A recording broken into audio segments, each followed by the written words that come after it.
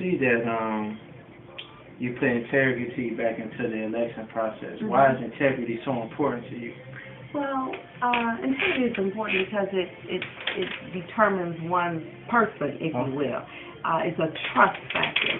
If people don't trust you, it's hard for them to not only support you, but to believe in you. So integrity is of the utmost importance in any, I would like to think, public servant, but especially as it relates to one who's responsible for elections. Because you want people to believe in the process. You want people to trust that when they vote, their vote will be counted. And you want them to realize that in order to achieve anything, they have to participate in, especially if they're voting. Well, I see that you're a very organized person because you reorganize and put everything into a real organized database for historical things for Detroit. Why should organization be so important to people that are watching? Well, one of the responsibilities of the clerk is that I am the keeper of all official documents for the city of Detroit. So if one wants any document, official document, as it relates to our city, it should be accessible to them. They should be able to go to one place and acquire that information, be it if it's online or if it's in hard copy, because some things are just hard copies. They have to be mandated that way. But it should be accessible, and it should be in an organized manner because it speaks to a level of professionalism that I'd like to uphold as a representative of the city of Detroit. What is next in store for Ms. Winfrey? You know, I just want to continue to serve my city. I just want Detroit to be the premier city that it once was. You may not remember, but as I was growing up, it was a wonderful place to live. Lots of opportunities for African Americans and other people as well. And it's not there now. And I just believe that we can get there. And so I believe one person at a time, one office at a time, one department at a time, we'll get there. So wherever that takes me, my drive to serve and to uplift Detroit, then I'm a willing vessel. What are some of the key qualities you must have in order to do your job on a day-to-day basis? First and foremost, you need to have a vision for the people and the city of Detroit. Because I'm a believer that without a vision, the people perish. So you need to have a vision. And then, you know, it helps to have a certain level of professionalism, integrity, all those things that we talked about earlier. Being organized is very important. A good writer is very important, and not afraid of the public. Okay. I understand that. I see that you really care about customer service, of course, since we touched a little bit on it about the integrity and about having things accessible for the people. Why should customer service be important to all those people that are watching and listening? Why should customer service be so important? Because we deserve it.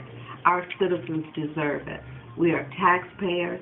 We chose to live here, many of us, and we are here, and we deserve good customer service. It's about being polite, and it's about being appreciative of your citizens. You know, for me, when I walk into an office and there's no one there to greet me in a professional way, or there are people who are there that act like they don't want to be there, my thing is, let's relieve them of their anguish and put someone there that wants to be there.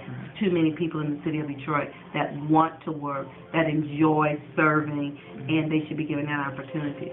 So customer service was definitely child number one for me when I first walked into office, and I'm happy to report that I believe that all of the offices that I'm responsible for, the Department of Elections, the City Clerk's office, as well as archives, do a yeoman's job when it comes to customer service. Oh, thank you. About a lot of your achievements, a lot of your accomplishments. And one thing that really intrigued me was I saw a picture with you with the R&B singer Usher, and that you are in a joint venture with the children, educating them and getting them out to vote. That's right. Could you expound on that? Absolutely.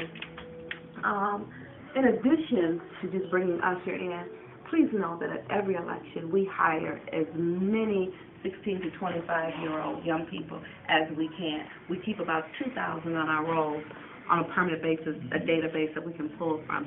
We do that because I'm a believer, one, of education and educating the children. Two, if you get them engaged in the process at a young age, then my thought is that they will become active voters and participants in the process as they become adults. That's key and that's important.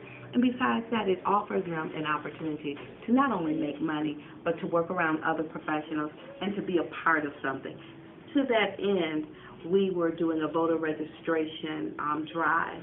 And who better than Usher for these young people? Yeah. We look at the 18 to 35-year-olds. That's the age group with the poorest voting history, if you will. Those are the ones that have a tendency not to vote.